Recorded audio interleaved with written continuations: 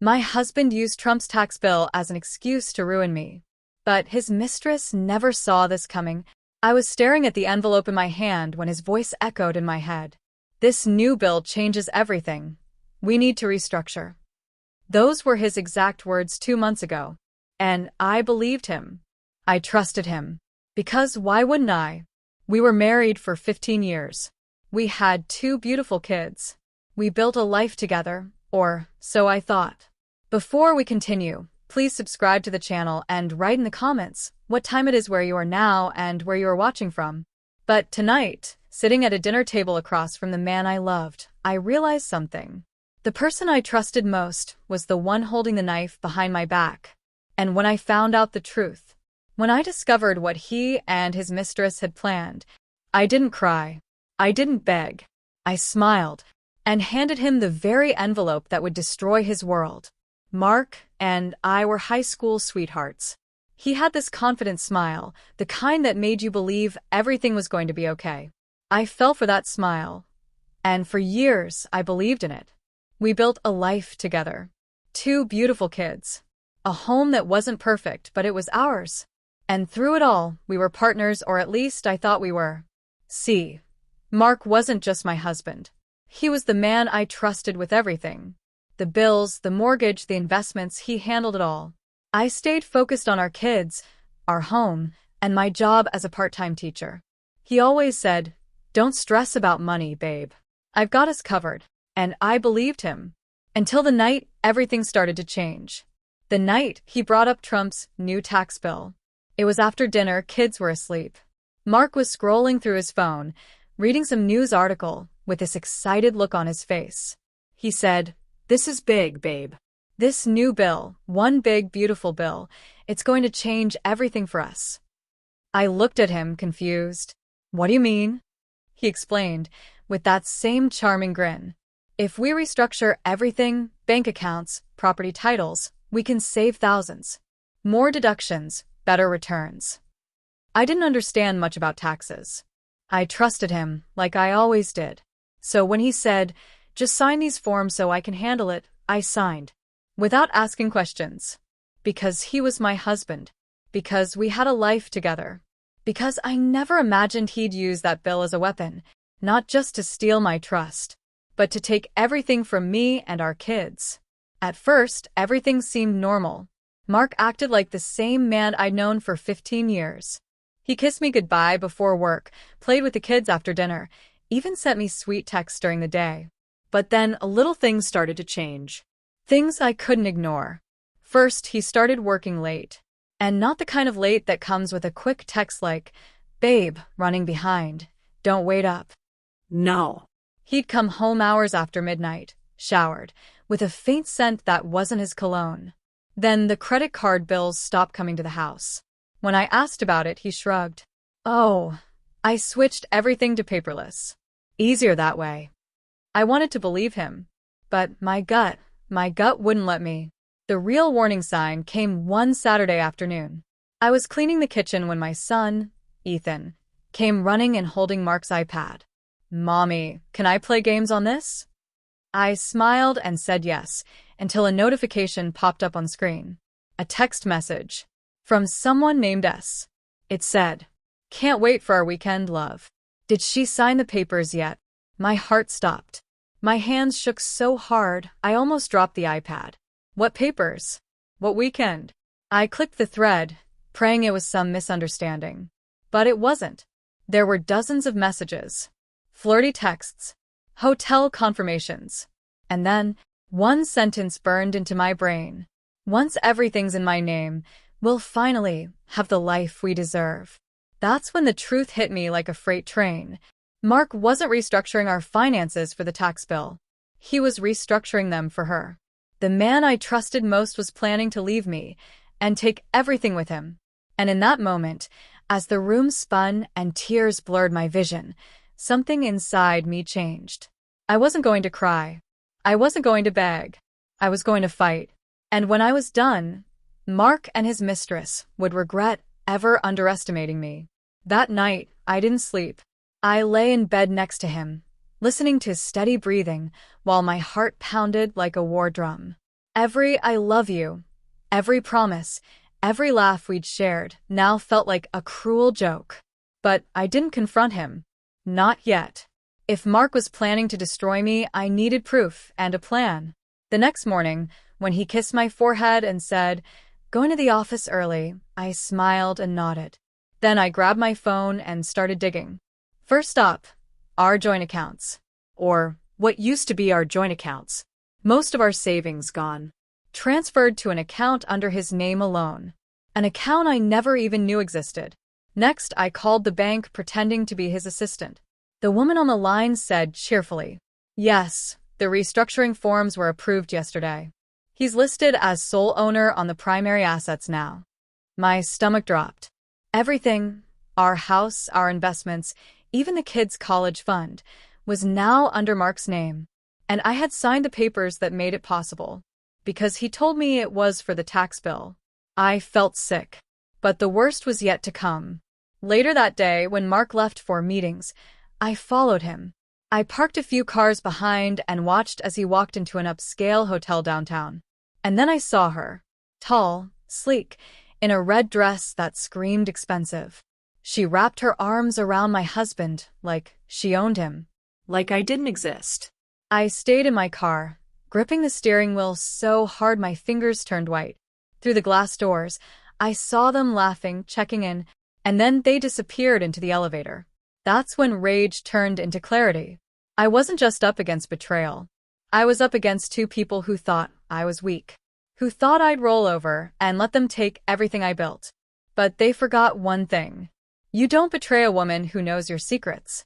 And thanks to that text message, I had a trail of evidence that could burn their little fantasy to the ground. That night, while he was busy playing business trip, I started working on my plan. And trust me, it wasn't just about revenge. It was about making sure Mark and his mistress would choke on the taste of their own greed. I didn't sleep that night either. Not because I was broken, because I was planning. While Mark was busy playing rich lover at some luxury hotel, I was sitting at the kitchen table with my laptop, digging for answers. First, I went back to the tax bill, the very thing he used as his weapon. If this beautiful bill was going to ruin me, I wanted to know why. And that's when I found it. A clause buried deep in the changes. Married couples who file jointly benefit the most, but if one files separately and locks their exemptions first, the other gets almost nothing. My heart raced. If I filed now, as married but filing separately, and claimed the kids and deductions, Mark's big plan would crumble before it even started. I called an attorney, a woman my best friend recommended. When I told her what Mark had done, she laughed softly and said, "Honey, this isn't just betrayal. This is fraud. And guess what? You've got the receipts, literally." Within hours, she had me filing taxes separately, freezing joint credit lines, moving what little cash remained into a trust account for the kids, drafting an emergency motion for financial protection. By morning, our house was safe. The mortgage? Locked in my name. Mark thought he'd outsmart me. He didn't know I had outsmarted him first. But I wasn't done. I needed a finish that would sting so bad he'd never forget. So I gathered everything, screenshots of his texts with S, hotel receipts, bank transfers. I put them in a neat little folder labeled, "For your eyes only." Then I slipped that folder into an envelope. And I waited, because in 2 days, it would be our daughter's 10th birthday party. A family event. Friends, relatives, everyone would be there. And Mark, oh, he'd be there too, smiling that smug smile, thinking he'd already won. But he had no idea that envelope in my purse was about to flip his perfect little plan upside down. And as for his mistress, she was about to learn that playing with another woman's marriage comes with consequences she'd never imagined. 2 days later, the house was buzzing with laughter and music. Pink balloons floated near the ceiling, kids ran around with frosting on their cheeks, and I stood by the cake, smiling like everything was normal. Mark walked in right on time. Perfect suit. Perfect smile. The kind of smile that hides knives behind your back. And then, SHE walked in. The woman in the red dress. His mistress. carrying a shiny gift bag like she belonged here. I swear, my blood ran cold for half a second. Then it boiled. Because she wasn't just here for cake. She was here to make a statement. To show me she'd won. Mark put his arm around her waist, glanced at me, and smirked. Then he cleared his throat and clinked his glass. "Everyone," he said loudly, "before we sing Happy Birthday, I have an announcement." The room quieted. He flashed that arrogant grin and continued. "I've decided it's time for a fresh start. Life is short, and I'm choosing happiness." Gasps filled the room. My heart pounded, but my face, calm as ice. Because this was the moment I'd been waiting for. I stepped forward, holding a plain white envelope. "Congratulations, Mark," I said softly. His smile widened. He thought I was about to cry, beg, humiliate myself. Instead, I handed him the envelope. "Since we're making announcements, why don't you open this?" He chuckled and tore it open in front of everyone. The smile slid off his face as he read the first page. His hands shook. What is this?" I tilted my head and smiled. "That's my filed tax return. Married, filing separately. Claimed both kids. Locked deductions. You get nothing." Murmurs rippled through the room. But that wasn't all. "Keep reading," I whispered. The second page hit him like a freight train. Screenshots of his texts with us. Hotel receipts. Bank transfers proving fraud. And the last page, my lawyer's letter. Notice of divorce filing and motion for financial protection. His face turned crimson. The mistress peeked over his shoulder, and her perfect smile cracked. Mark stammered, You can't do this."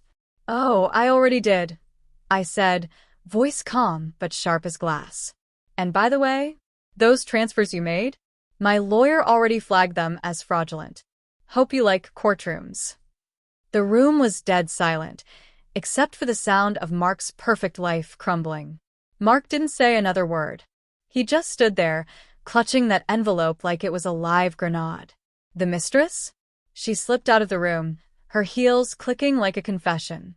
I walked away without looking back, not because I didn't care, but because I'd already won. And I didn't need an audience for the rest. By the end of the week, Mark moved out. The courts froze his accounts. What little was left of them after his luxury weekends. And as for the house, the kids, the college fund, all safe. Because I fought smart. My lawyer later told me, "You did what most women are too scared to do. You turned his weapon into your shield." And she was right. Mark tried to use the new tax bill to destroy me. But in the end, it destroyed him. But here's the part no one expected. When he finally came back, not with arrogance, not with excuses, but with tears and apologies. I chose not to hate him anymore. Not because he deserved it, but because I deserved peace. I forgave him, not to erase the past, but to free myself and our children from living inside it. And the lesson? Never underestimate the quiet one. Never assume loyalty means blindness. And never, ever trade love for greed. Because the truth? Greed ruins fools, but grace restores souls. If this story moved you, don't forget to like, share, and subscribe for more powerful stories of betrayal, justice,